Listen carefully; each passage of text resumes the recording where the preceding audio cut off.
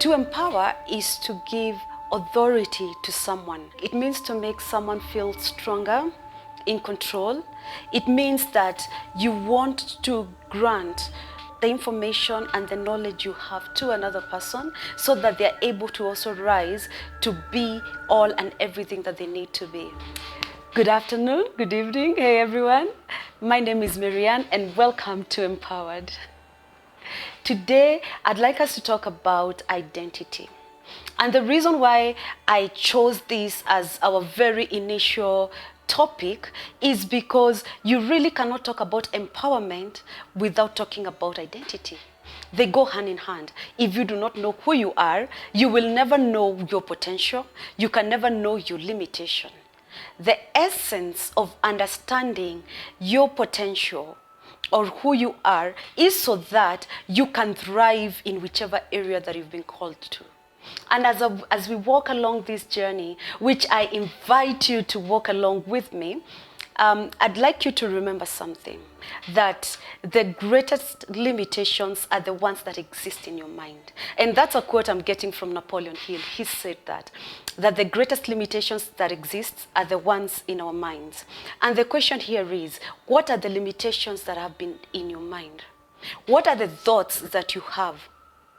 What are the conversations that you have in yourself, with yourself, that make you stop what you're doing and think that you're not good enough, that you can't do that you can't accomplish the mission and the goal that you've set out to do? What are the conversations? You need to be careful about the conversations you're having. You need to be aware and to be intentional and deliberate about the things that you talk concerning yourself. There's a great book I'd like to recommend. It's called What to Say When You Speak to Yourself. And probably you could just go Google it and just look up for it. It's a great book. And it reminds us that the internal conversations are more important than the external conversations we have with other people. Because you see, I'll quote the Bible. The Bible says, out of the abundance of the heart, the mouth speaks. So it goes back to, what are you speaking? Now, before you get to the point of speaking right, you need to know who you are. And the question I'll ask you is, you're watching me, you're listening to me, but let me ask you this. Who are you?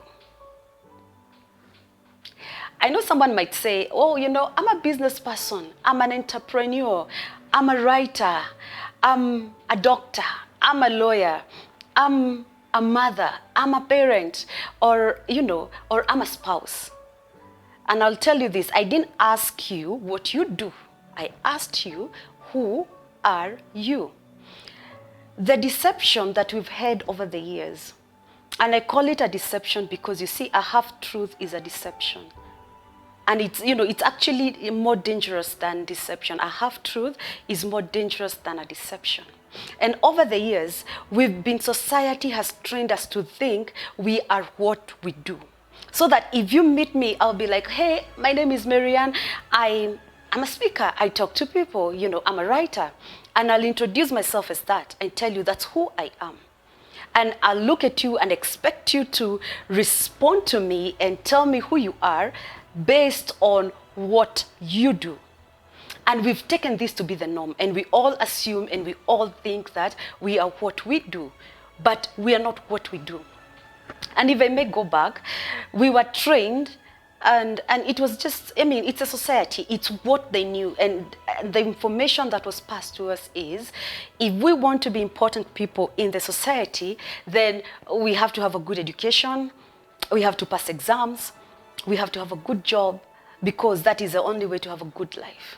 And a lot of people have limited themselves to these things. And so someone who didn't get a good education, or someone who is not holding what society deems to be a good job, tends to feel as though they're a failure, because they are associating what they do with their self-worth.